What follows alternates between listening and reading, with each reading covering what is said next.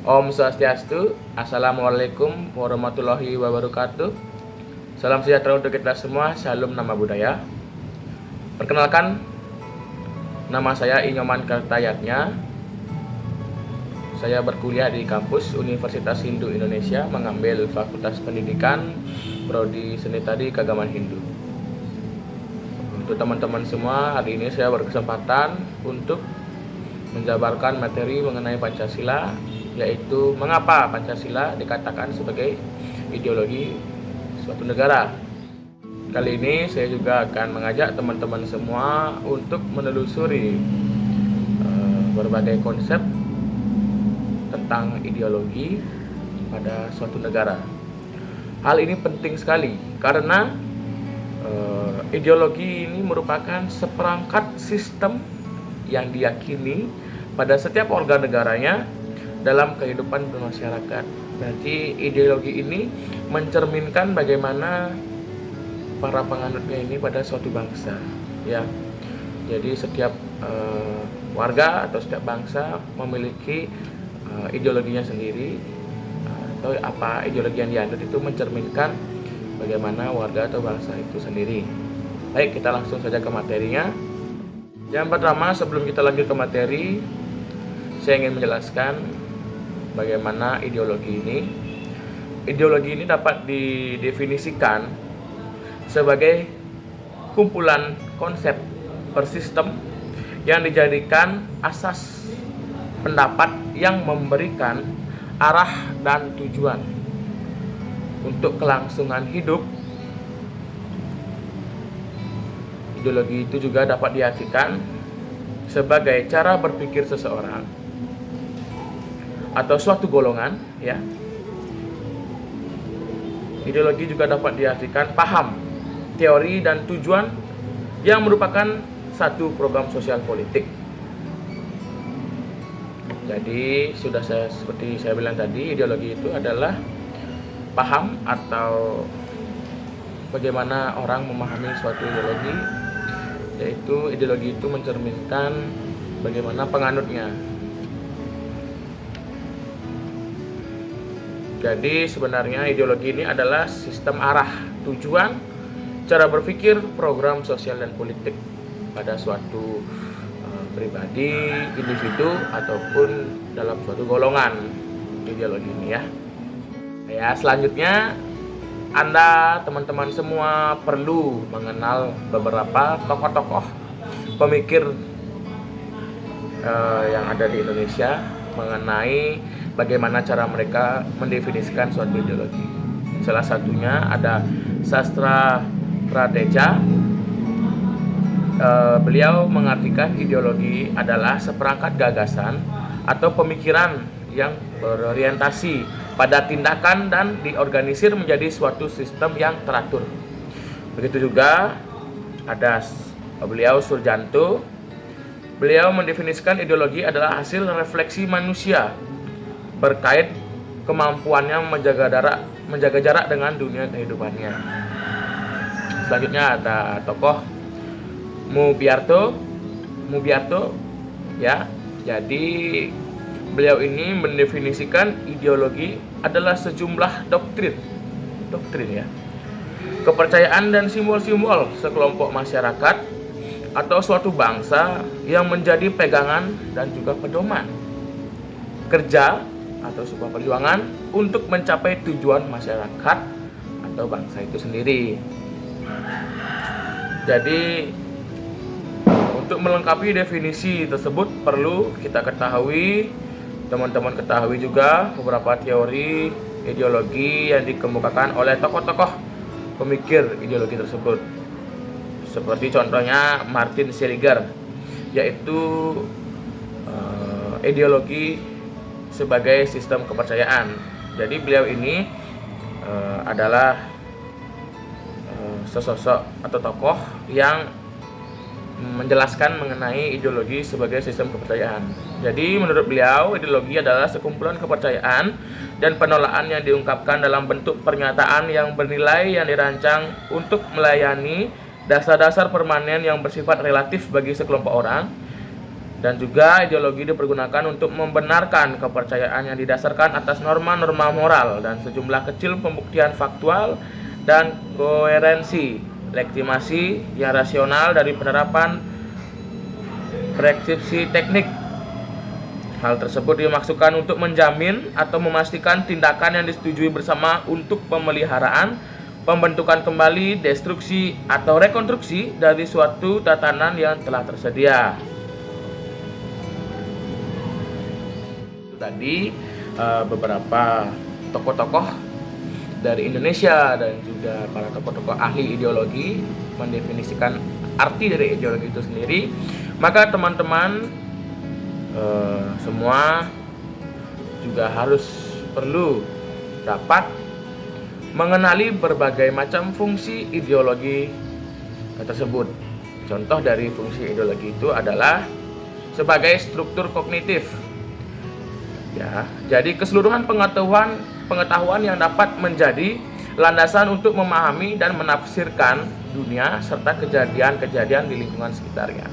Yang kedua, ideologi juga berfungsi sebagai orientasi dasar dengan membuka wawasan yang memberikan makna serta menunjukkan tujuan dalam kehidupan manusia. Yang ketiga, norma-norma yang menjadi pedoman dan pegangan bagi seseorang untuk melangkah dan bertindak. Yang keempat, fungsinya itu sebagai bekal dan juga jalan bagi seseorang untuk menemukan identitas jati dirinya sebagai bangsa, sebagai warga negara. Yang kelima, fungsi ideologi itu adalah kekuatan yang mampu menyemangati dan memberikan dorongan seseorang untuk menjalankan kegiatan demi mencapai tujuan. Yang keenam, juga difungsikan sebagai pendidikan bagi seseorang ataupun masyarakat untuk memahami, menghayati, serta memolakan tingkah lakunya sesuai dengan orientasi dari norma yang terkandung di dalam ideologi tersebut. Adapun fase-fase perkembangan globalisasi itu adalah sebagai berikut. 1. Fasenya yang pertama, fase embrio, yaitu keberlangsungan atau berlangsungnya di Eropa dari abad ke-15 sampai abad ke-18 dengan munculnya komunitas-komunitas nasional dan runtuhnya sistem transnasional abad tengah. Kedua, yaitu fase pertumbuhan yang meliputi abad ke-18 dengan ciri pergeseran kepada gagasan negara kesatuan, kristalisasi konsep hubungan internasional, standarisasi konsep kewarganegaraan. Yang ketiga yaitu fase take off yang berlangsung dari 1870 sampai pertengahan tahun 1920 yang ditandai dengan diterimanya konsep baru mengenai negara kebangsaan, identitas dan kepribadian nasional, mulai masuknya negara-negara non-Eropa ke dalam masyarakat internasional. Fase selanjutnya yaitu fase perjuangan hegemoni yang dimulai pada tahun 1920 sampai dengan pertengahan 1960 yang ditandai dengan meningkatnya konflik internasional dan ideologi seperti kapitalisme, sosialisme, fasisme, nazisme, dan jatuhnya bom atom yang mengunggah pikiran tentang masa depan manusia yang diikuti terbentuknya Perserikatan Bangsa-Bangsa yaitu PBB. Fase selanjutnya yaitu fase ketidakpastian yang berlangsung dari tahun 1960 sampai 1990 ditandai dengan munculnya gagasan dunia ketiga, proliferasi nuklir, konsepsi individu menjadi lebih kompleks, hak-hak kewarganegaraan semakin tegas dirumuskan, berkembangnya media global yang semakin canggih. Dan fase terakhir yaitu fase kebudayaan global, fase yang ditandai oleh perubahan radikal di Eropa Timur dan Uni Soviet, yaitu runtuhnya dominasi komunis di beberapa negara, berakhirnya Perang Dingin dan melemahnya konfrontasi ideologi. Anda perlu memahami kedudukan Pancasila sebagai ideologi negara karena ideologi Pancasila ini begitu banyak menghadapi tantangan dari berbagai ideologi dunia seperti kapitalisme, komunisme, dan juga yang lainnya dalam kebudayaan global. Jadi pada bagian ini perlu didefinisikan unsur-unsur yang mempengaruhi ideologi Pancasila sebagai berikut. Yang pertama, ada unsur ateisme. Ateisme yang terdapat dalam ideologi Marxisme atau komunisme bertentangan dengan sila pertama dalam Pancasila, yaitu ketuhanan yang Maha Esa. Yang kedua, ada unsur individualisme dalam liberalisme yang tidak sesuai dengan prinsip nilai gotong royong dalam sila keadilan sosial bagi seluruh rakyat Indonesia. Yang ketiga, hambatannya adalah dari kapitalisme yang memberikan kebebasan individu untuk menguasai sistem perekonomian negara. Itu sangat tidak sesuai dengan prinsip ekonomi kerakyatan, yaitu sila keempat. Dari kelima sila Pancasila ini, kita harus dapat memahami apa isi dari sila-sila ini. Jika kita sudah memahami apa arti dan maksud dari kelima sila ini, maka kita bisa melaksanakan dalam kehidupan setiap harinya atau kehidupan keseharian dalam bernegara. Contoh dalam sila pertama, sila ketuhanan yang Maha Esa. Ini dirumuskan untuk menjamin tidak adanya diskriminasi atas dasar agama, sehingga negara harus menjamin kebebasan beragama dan pluralisme ekspresi keagamaan. Yang kedua, sila kemanusiaan yang adil dan beradab, menjadikan operasional dalam jaminan pelaksanaan hak-hak asasi manusia atau HAM, karena hal ini merupakan tolak ukur keberadaan serta solidaritas suatu bangsa terhadap setiap warga negaranya. Yang ketiga, sila persatuan Indonesia, menegaskan bahwa rasa cinta pada bangsa Indonesia tidak dilakukan dengan menutup diri dan menolak mereka yang di luar Indonesia, tetapi dengan membangun hubungan timbal balik atas dasar kesamaan kedudukan dan juga tekad untuk menjamin kerjasama yang menjamin kesejahteraan dan martabat bangsa Indonesia. Yang keempat yaitu sila kerakyatan yang dipimpin oleh hikmat kebijaksanaan dalam permusyawaratan perwakilan, yang berarti komitmen terhadap demokrasi yang wajib disukseskan. Yang kelima, sila keadilan sosial bagi seluruh rakyat Indonesia, yaitu pengentasan kemiskinan, diskriminasi terhadap minoritas dan juga kelompok-kelompok lemah yang perlu dihapus dari bumi Indonesia itu sendiri. Agar teman-teman semua tidak kebingungan mengenai materi-materi yang sudah saya utarakan, saya akan merangkumnya saja agar teman-teman juga tidak kesulitan dalam memahami mengapa Pancasila ini disebut ideologi dalam suatu negara. Jadi Pancasila dapat dikatakan sebagai ideologi negara karena memiliki karakteristik dan juga fungsi yang memenuhi syarat sebagai ideologi, khususnya dalam konteks bangsa Indonesia, yaitu memiliki dasar falsafah negara. Pancasila adalah dasar negara Indonesia yang tercantum dalam pembukaan Undang-Undang Dasar Republik Indonesia tahun 1945 alinea keempat. Sebagai dasar, Pancasila menjadi panduan untuk seluruh aspek kehidupan bangsa bernegara, baik dalam penyusunan kebijakan maupun pelaksanaan pemerintahan. Yang kedua, Pancasila itu berakar pada nilai-nilai luhur yang hidup dalam budaya, adat istiadat dan juga keyakinan masyarakat Indonesia. Yang ketiga, ideologi juga bersifat terbuka. Bagaimana bisa disebut bersifat terbuka? Yaitu Pancasila itu bersifat fleksibel, terbuka, sehingga dapat beradaptasi dengan perubahan zaman tanpa kehilangan esensi ataupun nilai dasarnya. Hal ini memungkinkan Pancasila tetap relevan sebagai pedoman dalam menghadapi tantangan global. Lalu bagaimana sih ya? Jadi kan kalau tadi ngomongin global atau globalisasi itu, lalu bagaimana cara kita mempertahankan ideologi Pancasila ini pada era-era globalisasi sekarang ini?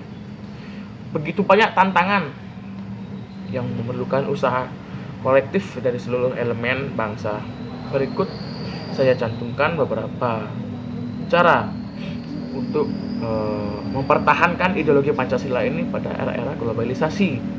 Salah satunya kita harus memperkuat akan pemahaman nilai Pancasila itu sendiri. Jadi kita harus memahami nilai-nilai yang tercantum dalam sila-sila Pancasila, yaitu melalui pendidikan formal dan juga pendidikan informal, yaitu pendidikan Pancasila dalam kurikulum di semua jenjang pendidikan dari sekolah dasar hingga ke perguruan tinggi. Yang kedua bisa melakukan sosialisasi tentang nilai-nilai Pancasila, yaitu melalui media massa. Apalagi seperti sekarang ini internet begitu canggih, begitu cepat, ya bisa digunakan pada media massa, yaitu sosialisasi bagaimana Pancasila, esensi Pancasila di kehidupan masyarakat. Bisa melalui media massa, seni, budaya, dan juga kegiatan masyarakat untuk memastikan semua lapisan masyarakat dapat memahami dan juga menghayati nilai-nilai Pancasila ini. Yang kedua itu kita harus memiliki kesadaran akan sikap nasionalisme, yaitu membangun rasa bangga terhadap identitas kita sebagai bangsa Indonesia khususnya ya, Pancasila ini. Lalu kita harus bangga kita memiliki identitas bangsa melalui budayanya, bahasanya, tradisi lokal yang sekarang ini tergerus dengan arus besar dari globalisasi tersendiri. Kita juga harus memperkuat rasa cinta tanah air kita melalui kegiatan dalam menumbuhkan jiwa-jiwa nasionalisme seperti upacara bendera. Kalau saya lihat sih dari dulu sampai sekarang, upacara bendera itu dari sekolah dasar hingga sekolah menengah ke atas masih berjalan baik dan juga bagus. Hari besar-besar nasional dan juga peringatan sejarah bangsa Indonesia. Kita pun juga harus memanfaatkan teknologi canggih sekarang ini dengan cara yang positif. Satu, yaitu menggunakan kampanye digital, menggunakan media sosial dan platform digital untuk menyebarkan konten-konten positif yang mengandung nilai-nilai Pancasila. Yang kedua itu bisa kita lakukan literasi digital. Jadi literasi digital itu dapat mendidik masyarakat agar mampu membedakan informasi yang benar dan juga informasi yang salah atau hoax. Jadi hoax ini benar-benar berbahaya, apalagi sekarang zaman-zaman canggih, orang-orang sudah main gadget. Jadi kita harus berhati-hati dengan informasi-informasi yang palsu atau hoax agar tidak terpengaruh oleh ideologi asing yang bertentangan dengan nilai-nilai Pancasila. Yang ketiga yang keempat sekarang, yaitu kita harus menegakkan supremasi hukum. Jadi penerapan hukum yang adil, yaitu menegakkan hukum secara konsisten berdasarkan nilai-nilai keadilan yang terkandung dalam Pancasila. Pengawasan terhadap ideologi, paham-paham yang bertentangan dengan Pancasila seperti radikalisme dan ekstremisme ini, apalagi kapitalisme dan juga komunisme. Yang kelima, kita dapat mengembangkan ekonomi berdasarkan keadilan sosial, yaitu pembangunan inklusif, memastikan pembangunan ekonomi yang merata dan tidak hanya berfokus pada satu kelompok tertentu. Lalu kita juga harus melakukan dukungan terhadap produk-produk lokal kita di Indonesia, memperkuat ekonomi bangsa dengan mendorong masyarakat dan juga mendukung produk-produk lokal Indonesia itu sendiri.